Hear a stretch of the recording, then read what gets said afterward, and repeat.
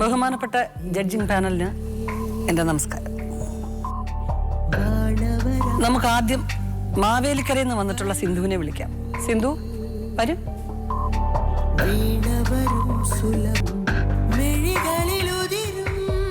അമ്മയും ഒരു സഹോദരി അല്ലേ? അച്ഛൻ മരിച്ചു. നമുക്ക് ചെറുതായിട്ടൊന്ന് പ്രൊഫൈൽ കാണാം.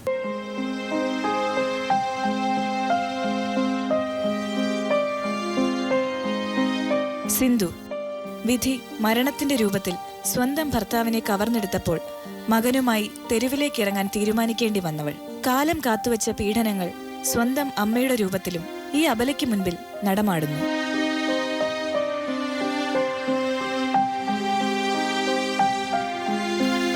കുടുംബ ബന്ധങ്ങളിലെ ഏറ്റക്കുറച്ചിലുകൾ ജീവിതത്തിൽ ഒട്ടനവധി വിള്ളലുകൾക്ക് പ്രചോദനമാകുമ്പോൾ നിലയില്ലാ കയത്തിലെ ജീവിതയാത്ര വീണ്ടും ദുരിതപർവങ്ങൾ താണ്ടുമോ? ചോർന്നൊലിക്കുന്ന പ്രാരാബ്ധങ്ങളുടെ ഈ കൂരയ്ക്ക് മുന്നിൽ മകനെയും മനസ്സോട് ചേർത്തു പിടിച്ചു നിൽക്കുന്ന ഈ അമ്മയ്ക്ക് ഇനി പ്രതീക്ഷകൾ വറ്റിയ മനസ്സു മാത്രമാണ് കൂട്ടെന്ന് നമുക്ക് തോന്നിപ്പോകാം. കണ്ണുനീരിന്റെ നനവുള്ള കഥകൾ സിന്ധുവിനുമുണ്ടാകും പങ്കുവയ്ക്കാൻ. കാതോർക്കാം നമുക്കതിനായി. ഭർത്താവ് മരിച്ചിട്ട് ഇപ്പൊ എത്ര വർഷമായി? 16 വർഷം. 16 വർഷമായി. എത്ര വർഷം ഒരുമിച്ച് ജീവിച്ചു നിങ്ങൾ? 1 വർഷവും 4 മാസവും. അത്രേ ഉണ്ടായിരുന്നു. അദ്ദേഹത്തിന് അസുഖമായിരുന്നോ? എന്തുവാണെന്നൊന്നും അറിയത്തില്ല. കല്യാണം കഴിയുമ്പോൾ ഒരു അസുഖവും ഇല്ലായിരുന്നു. പിന്നെ അത് കഴിഞ്ഞ് പെട്ടെന്ന് തലവേദന ഉണ്ടായി. അപ്പം നേരെ ഈ കല്യാണം കഴിച്ചപ്പോൾ മുതലേ അമ്മ സ്ത്രീധനത്തിൻ്റെ കാര്യം പറഞ്ഞ് ഞങ്ങൾ ഇച്ചിരി വഴക്കുണ്ടായിരുന്നു. വഴക്കായിട്ടില്ല. എൻ്റെ ഭർത്താവിൻ്റെ എനിക്ക് 25 പവനും ഹരിപ്പാട്ട സ്ഥലവും വീടും പിന്നെ 1 ലക്ഷം രൂപയും പറഞ്ഞാൽ കല്യാണം നടത്തിയേ. അന്നേരം ഈ വിവാഹ സമയത്ത് 25 പവൻ അച്ഛനെടുത്തോണ്ട് വന്നെങ്കിൽ അമ്മ 23 പവനേ തന്നുള്ളൂ.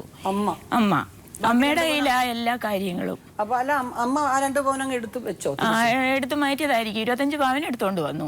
അതെനിക്കറിയാം. ബില്ല് കാണുമ്പോ നമുക്കറിയാമല്ലോ. അപ്പൊ ഈ പക്ഷേ SNDPയുടെ നമ്മുടെ ഈ എല്ലാം എഴുതുമല്ലോ കൊടുത്തത്, എത്ര രൂപ കൊടുത്തു, എത്ര സ്വർണം കൊടുത്തെന്ന് സംഘബുക്കിനകത്ത് എഴുതുമല്ലോ. അതിനകത്ത് 23.5 പവനാ എഴുതിയേക്കുന്നത്. പക്ഷെ ഭർത്താവിന്റെ വീട്ടുകാർ ഇത് തൂക്കിയൊന്നും നോക്കിയതൊന്നുമില്ല. ആ സ്വർണം കൊണ്ടുവന്നപ്പോൾ മുതൽ അതെന്റെ കയ്യില്ല. അമ്മ പറഞ്ഞ് അവർ ചോദിച്ചാൽ കൊടുക്കുകയൊന്നും ചെയ്യരുത്. അമ്മ പറയുന്നതിനപ്പുറം ഒന്നും ചെയ്യാൻ പറ്റത്തില്ല എനിക്ക്. അമ്മ എന്ത് പറയുന്നോ അതുപോലെ കേട്ടോണം. അങ്ങനെ കുഞ്ഞിലേ മുതലേ അങ്ങനെയാ. പിന്നെ എതിർത്തൊന്നും പറയത്തില്ല, പറയാൻ പറ്റത്തില്ല എന്ന് വെച്ചാൽ അതുപോലെ എന്നെ ഉപദ്രവിക്കും.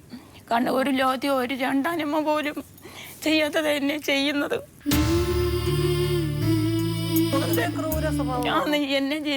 എന്നെ പ്രസവിച്ച അമ്മയെ കല്യാണം കഴിച്ചുകൊണ്ട് വന്ന് എന്നെ പ്രസവിച്ച 56 കഴിഞ്ഞപ്പോൾ തൊട്ട് അമ്മ ഇങ്ങനെ അങ്ങ് പോകും.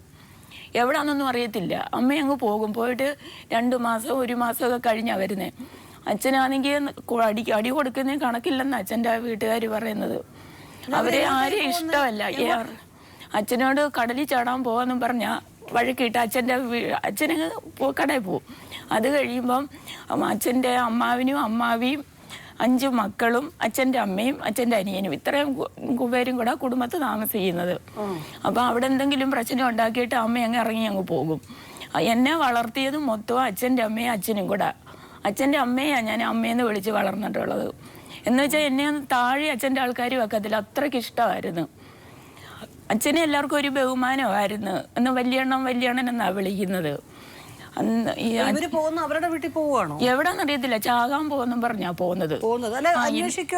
പോകും. അച്ഛൻ വന്നു കഴിഞ്ഞ് അച്ഛൻ്റെ കൂട്ടുകാരെയൊക്കെ വിളിച്ചുകൊണ്ട് തൃക്കുന്നപ്പുഴ കടപ്പുറം, ആറാട്ടുപുഴ കടപ്പുറം, എവിടെല്ലാം കടപ്പുറം ഉണ്ട് അവിടെ എല്ലാം പോയി അന്വേഷിക്കും. ഈ കല്യാണത്തിന് മുമ്പ് തൊട്ട് ഇവിടെ ഒന്നും തരാനില്ല, ഇവിടെ കെട്ടിച്ചയക്കാൻ വയ്യ. ഞാൻ പറഞ്ഞു ഇതെല്ലാം മടത്തി ഞാൻ പോയിക്കോളാം എന്ന് പറഞ്ഞു.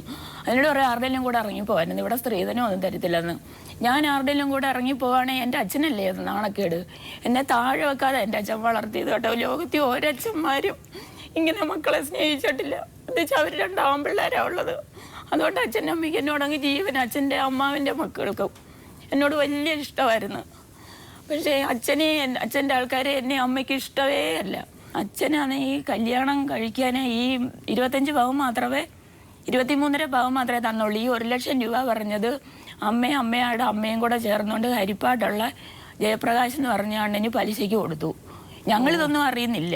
ഈ കല്യാണം നടത്തുമ്പോ അച്ഛനുണ്ടല്ലോ. ഉണ്ട്. അച്ഛന് ഇതിനൊന്നും കൺട്രോൾ ഇല്ല. ഈ അമ്മ മാത്രമാണ് അമ്മ പറയുന്നതേ കേൾക്കാം. അമ്മയുടെ അമ്മയും പറയുന്നതിനപ്പുറം അച്ഛൻ കേൾക്കത്തില്ല. എന്തോ അപ്പൊ അച്ഛൻ അടിക്കുമെന്നൊക്കെ പറഞ്ഞ പിന്നെ അത് അന്നായിരുന്നു. പിന്നെ അച്ഛന് ഷുഗറൊക്കെ ഉണ്ട്. പിന്നെ അച്ഛനങ്ങ് വയ്യാതൊക്കെ അങ്ങ് ആയായിരുന്നു. ഈ 1,00,000 രൂപ ജയപ്രകാശിന് പലിശക്ക് കൊടുത്തിട്ട് പലിശ വാങ്ങിച്ചു. പലിശ വാങ്ങിച്ച അമ്മയും അമ്മൂമ്മയും കൂടെ എടുക്കുമായിരുന്നു.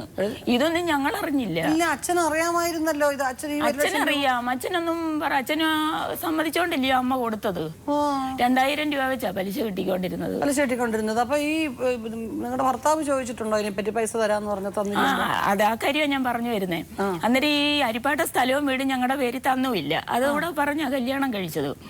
അപ്പൊ ഈ ഞങ്ങൾ അറിയുന്നില്ല ഈ പൈസ ജയപ്രകാശിന് കൊടുത്ത കാര്യം. അപ്പൊ അണ്ണന്റെ കൂട്ടുകാരാണ്ട് ഈ ഹരിപ്പാട്ട് അടുത്തങ്ങാണ്ട് ചെന്നപ്പോഴാ ഈ ഓരോ കാര്യം പറഞ്ഞു വരുന്ന കൂട്ടത്തിൽ പറഞ്ഞ് ശശിയണ്ണന്റെ സ്ത്രീധന പൈസ ഇവിടുത്തെ മാധവിയമ്മ മേടിച്ച് ജയപ്രകാശിന് പലിശയ്ക്ക് കൊടുത്തെന്ന് പറഞ്ഞു. അണ്ണൻ അത് വന്നേച്ച് എന്നോട് പറഞ്ഞു. ഞാൻ പറഞ്ഞു എനിക്കറിയത്തില്ലെന്ന് പറഞ്ഞു. എന്ന് വെച്ചാൽ ഞാൻ എന്തായാലും ഉണ്ടെങ്കിൽ ഞാൻ അണ്ണനോട് പറയത്തില്ലേ. അന്നേരം പറഞ്ഞു എന്തായാലും അന്നേരം അവിടുത്തെ അമ്മായിയമ്മ പറഞ്ഞു എന്തായാലും മോളും മോനും കൂടെ പോയിന്നും ചോദിയില്ലെന്ന് പറഞ്ഞു. ഞങ്ങൾ ഇന്ന് അച്ഛൻ്റെ അടുക്ക ചെന്ന് ചോദിച്ചപ്പോൾ അച്ഛൻ പറഞ്ഞു ശരിയാണെന്ന് പറഞ്ഞു, കൊടുത്തെന്ന് പറഞ്ഞു. ഞങ്ങൾ തിരിച്ച് വീട്ടിൽ വന്ന് എൻ്റെ അമ്മായിയമ്മയോട് പറഞ്ഞു. അന്നേരം അമ്മ പറഞ്ഞു അയ്യോ അത് കൊടുത്താൽ കിട്ടുമോ 1,00,000 രൂപയൊക്കെ.